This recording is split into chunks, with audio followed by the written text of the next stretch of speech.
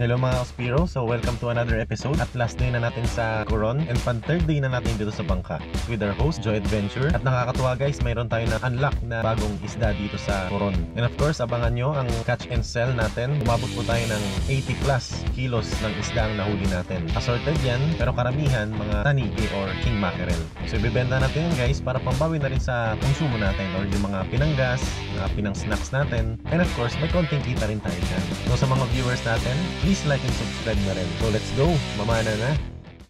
Good morning guys, so dito tayo sa island. Diyan tayo sumilong. Sarap ng tulog.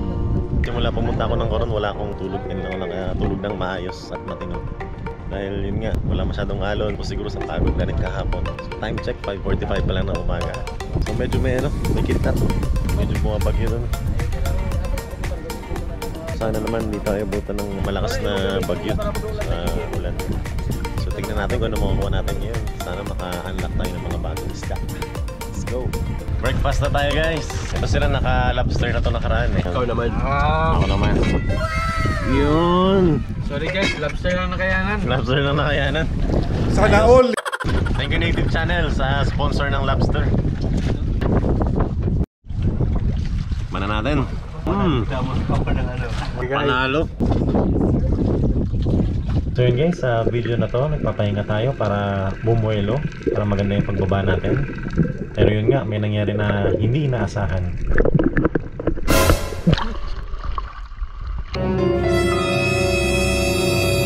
So guys, muntik na tayo na tamaan ng bangka. At buti na lang dito mama yung LEC, yung legs lang tinamaan ng pinakaharap ng bangka.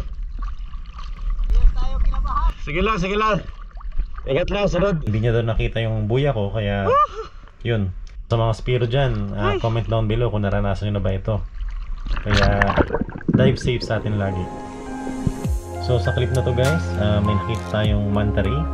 So bumubaylo na naman tayo para maganda yung dive natin. At ginamit natin yung isang camera, yung DJI. Bali na-realize ko, ang linaw pala ng camera na to. Kasi yung ibang kuha ko, puro GoPro ginagamit ko. Ito, malinaw din talaga.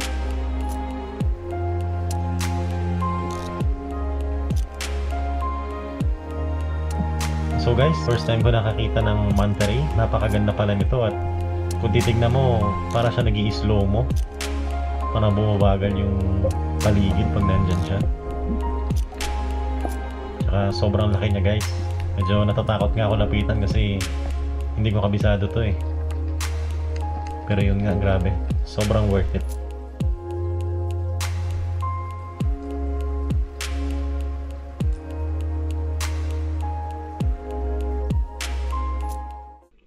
So guys, may nakita rin tayong school ng bumphead parrotfish. Bali, ang lalaki nito, no? Mga taongan, kumbaga sa Tagalog. Medyo hindi to healthy sa mga corals kasi minsan kinakain pa yung corals eh. Pero of course, hindi na natin sila pinakilaman. No catching sir. So guys, papalipat na kami ng isla. Bali 2 hours na naman na travel ito papunta sa Canaron. So guys, dito na tayo sa Canaron. Parang dulong-dulo na to ng walang hanggan eh. Dulong-dulo. Yan. May pa dyan kuyo. Canaron. Grabe sa bahurang gutaya. Ang Siig. Nandito yung nandito yun, pinakadagang bahura. Madukang. Ang layo na pala natin. Oo. Tapos baba mo ng konti. Araceli na yun. Oo, Araceli na. Naman. Oo. Ayun. Grabe. Matindi. Layo na.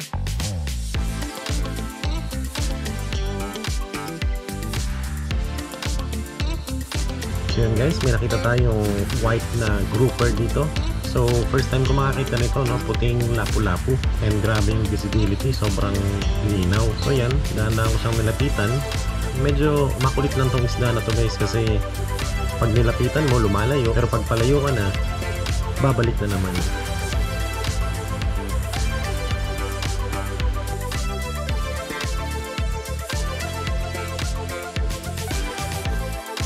Yun, nakuha na natin. Galingan tsamba mo, malakas eh. So guys, ang tawag pala dito is purple spotted grouper. Kung papansinin nyo, color white siya na lapu-lapu. And then may mga batik-batik siya na purple. So first time natin makakuha nito guys. Kung papansin nyo, sobrang linaw ng tubig talaga dito sa Coron. At yun guys, may nakita na suran, si Joy Adventure. At yun, pumasok sa bato pero nakita niya pa rin. Actually guys, ito yung isa sa mga kinakatakutan ko, yung tumira sa loob ng bato kasi pwedeng magbara yung shaft mo dyan, lalo na may kalaliman pa. Kaya believe din ako sa lakas ng loob nito ni Joy Adventure. At syempre, nandito naman tayo para, of course, tingnan natin ang bawat isa. Sa dive na to, may nakita naman tayong batfish. Bale, pang ihaw naman. So naghahanap ako ng ibang target, baka mayroon pa, pero mukhang wala na.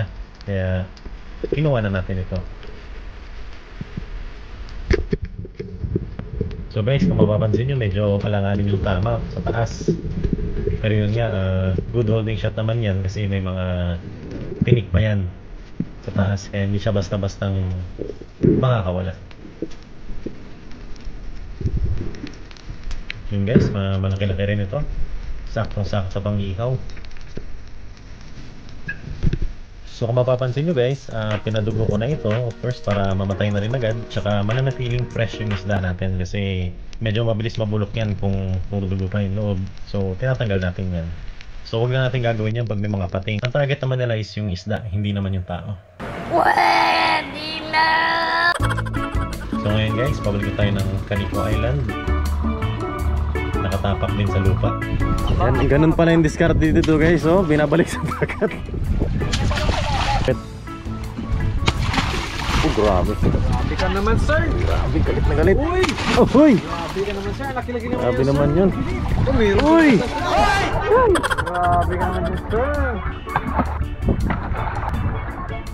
Oh, dami.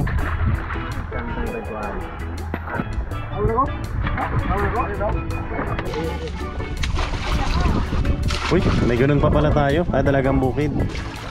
What's that? Yung suno. Rare suno. Barracuda. Tangig. Tangigi. Yung grouper. Muntik na yun Muntik na ito ako. What's that? Suno. Tangigi. Boom. Ano yun? Ano? Yung talakitok. Talakitok ulit. Tanigi. Tanigi again. Tanigi. Jobfish. Suno. Suno. Cuttlefish. Dami rin pala nating huli, no? Cuttlefish. Dami palang isda dito banda eh. Damputin mo na lang. Laki ng cuttlefish. Morning labas, di ba? Kaya naman. Saan eh? Ito na kanan. Ang dumaan, tumigay. Malapit nyo. Sige na.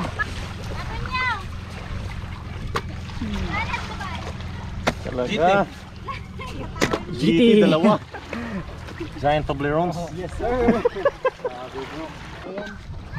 Tunod ka ba? Sakit-sak na ya.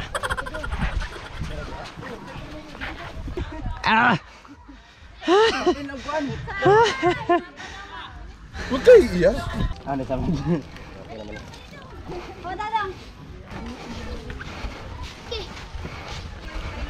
Ano bro? Baba? Baba. Palit kayo, palit. Matindi si Maki, dalawa pa oh. Woohoo!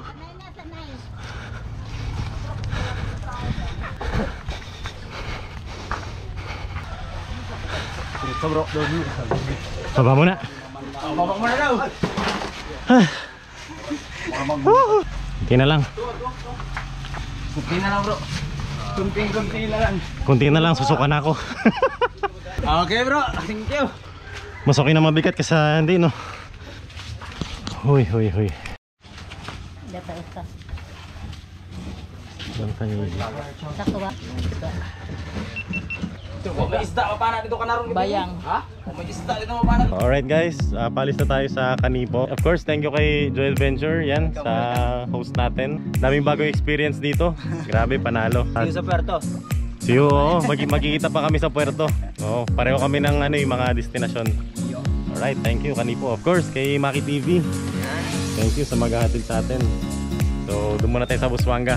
So ito guys, iwan na natin ang Canipo Island at hinatid tayo ni Maki. So ngayon pabalik tayo sa Busuanga at yun nga, grabe yung experience sa Canipo. So thank you very much, Joy Adventures. Chill lang guys, abangan nyo sa susunod na episode. Magtutour naman tayo dito sa Coron para sulit na sulit ang punta natin.